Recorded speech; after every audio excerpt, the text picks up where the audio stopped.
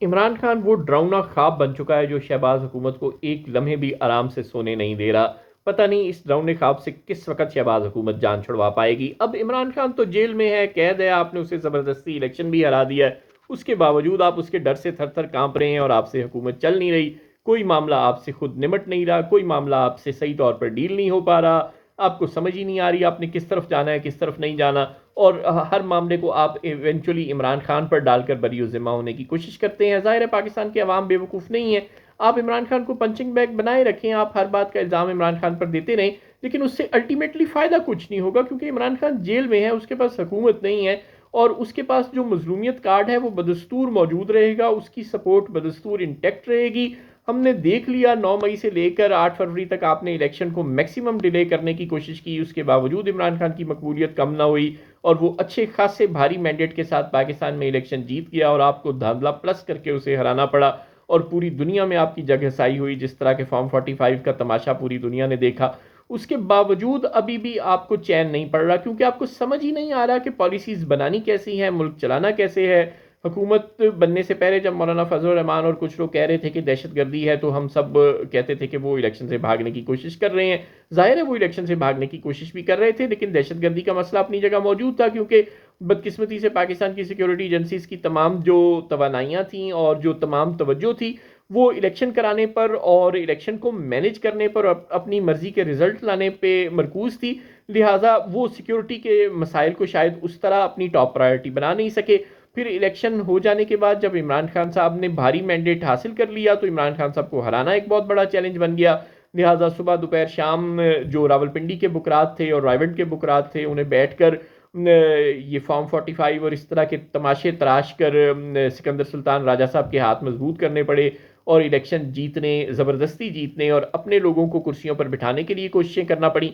वो सब भी हो गया, लेकिन अब दहशतगर्दी का नासूर बहुत बड़ा हो गया है। अब हुकूमत ये कह रही है, चूंकि वो इमरान खान फेस से बाहर ही नहीं निकली, पिछले 1 साल से इमरान खान में रावलपिंडी और इस्लामाबाद और रायवंड इस बुरी तरह से उलझे हुए हैं कि अब उन्हें शायद इमरान खान के अलावा और कोई नाम याद ही नहीं रह गया। उन्हें पता ही नहीं है कि हर मसला इमरान खान करने से हल नहीं होगा।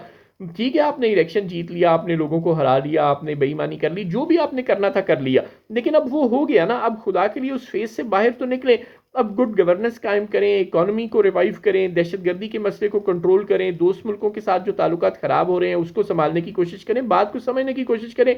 इंडिया हमारा दुश्मन है, इंडिया से हमारी लड़ाई है, ये लड़ाई हम 74 साल से लड़ रहे हैं। क्या इस लड़ाई की मौजूदगी में, इतने बड़ी दुश्मन की मौजूदगी में, हम अफगानिस्तान और ईरान जैसे पुराने दोस्त मुल्कों से लड़ना अफोर्ड करते हैं? हरगिज़ नहीं करते।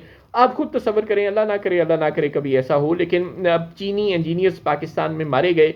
अब क्या करे चाइना? क्या पाकिस्तान के किसी इलाके पर ड्रोन हमला करके उन दहशतगर्दों को खुद अटैक करने की कोशिश करे? अगर वो अटैक करने की कोशिश करेगा, फर्ज करें अल्लाह ना करे कि ऐसा कभी हो, अगर वो अटैक करने की कोशिश करेगा तो आप जवाबन चीन पर हमला करेंगे? जाहिर है आप ऐसा नहीं कर सकते।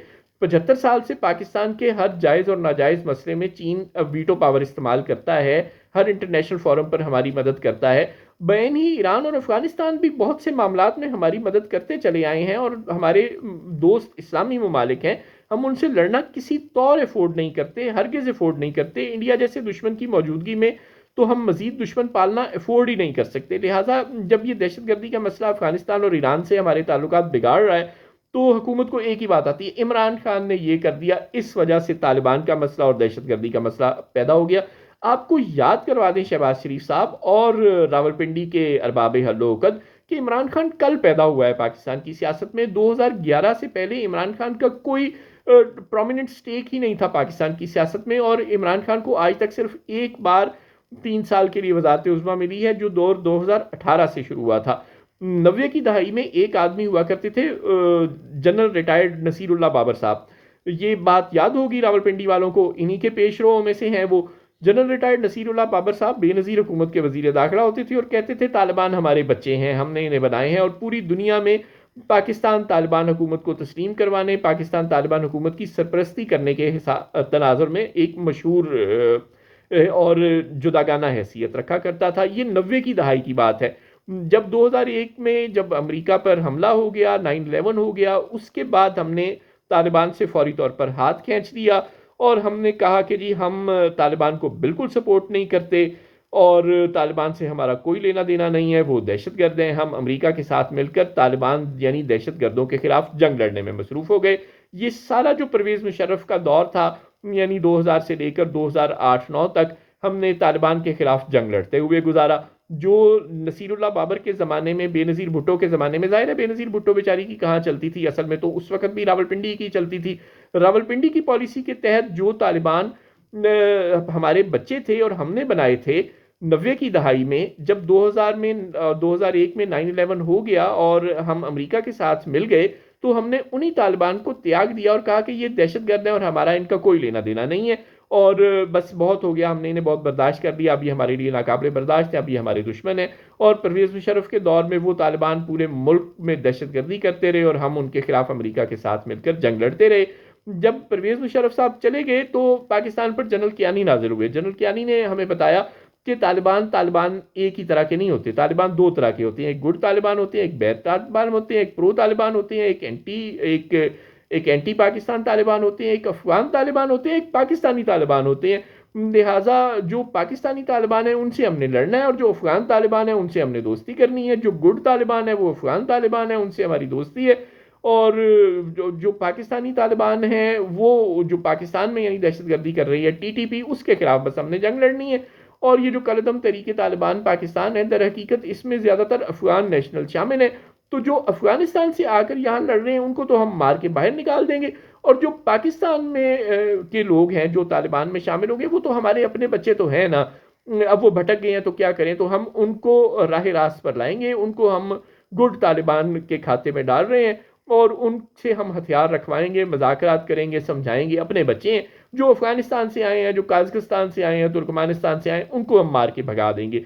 तो जनरल कियानी के 6 साल दौर में हम तालिबान के खिलाफ इस तरह की प्रॉक्सी लड़ते रहे कि गुड तालिबान और बैड तालिबान में हमने उन्हें तकसीम कर दिया और हमने कहा कि जो अफगानिस्तान से और बाहर से आए हैं उनको हम बाहर भगा देंगे, और जो पाकिस्तानी लोग हैं जो उन्होंने हथियार उठा लिए हैं उनको हम कौमी धारे में लाएंगे, उनको हम अच्छे बच्चे बनाएंगे, वगैरह वगैरह। और फिर जनरल कियानी के बाद जनरल राहील शरीफ आ गए और सानिया एपीएस भी हो गया, और जनरल राहील शरीफ ने कहा कोई गुड तालिबान नहीं, कोई बैड तालिबान नहीं, और नवाज शरीफ और चौधरी निसार को उन्होंने किसी खाते में नहीं लाया। उन्होंने खुद ऑपरेशन ज़रबुल अज़्ब का ऐलान किया और चौधरी निसार बाद में आकर फेस सेविंग के लिए कहते रहे अपनी वही 4 घंटे वाली प्रेस कॉन्फ्रेंस में कि हाँ हाँ हमने ही कहा था, मियाँ साहब ने इजाज़त दी थी कि आप खुद ही ऐलान कर दें।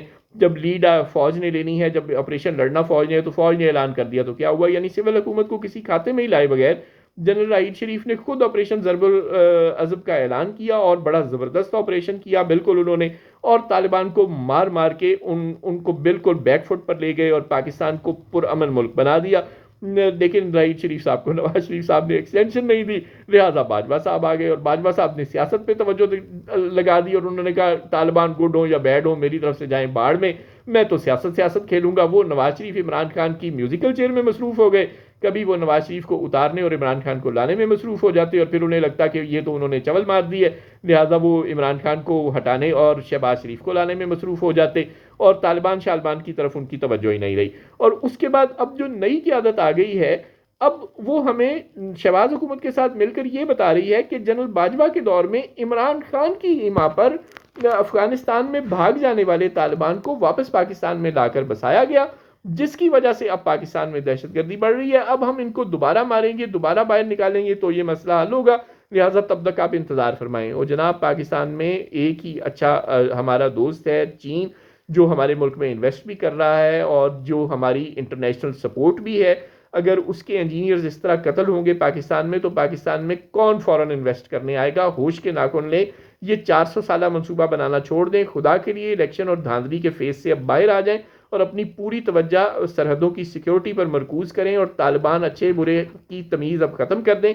इनको मारें, इनको निकालें, इनका जो करना है करें, लेकिन कम से कम दहशतगर्दी को कंट्रोल करने की कोशिश करें। खुदा के लिए होश के नाखून लें, ये ड्रामेबाजी बंद कर दें, वरना पाकिस्तान में फ़ॉरेन इन्वेस्टमेंट नहीं आएगी, इंटरनल इन्वेस्टर भी पाकिस्तान में इन्वेस्ट नहीं करेगा और इकोनॉमिक डिस्टेबलाइजेशन पाकिस्तान का मुकद्दर बन जाएगी। अगर आप पाकिस्तान को पॉलिटिकल और इकोनॉमिक डिस्टेबलाइजेशन से बचाना चाहते हैं तो दहशतगर्दी से पाकिस्तान को बचाएं, ना कि सियासतदानों से पाकिस्तान को बचाने की कोशिश करें। इमरान खान पाकिस्तान की सिक्योरिटी के लिए खतरा नहीं है, तालिबान खतरा है। शहबाज शरीफ साहब आपको खुद समझ नहीं आती तो रावलपिंडी वालों से समझ लें, और रावलपिंडी वालों आपको समझ नहीं आती तो आप शहबाज शरीफ को खुद समझा दें। लेकिन बराए मेहरबानी अब दहशतगर्दी के खिलाफ जंग लड़ें।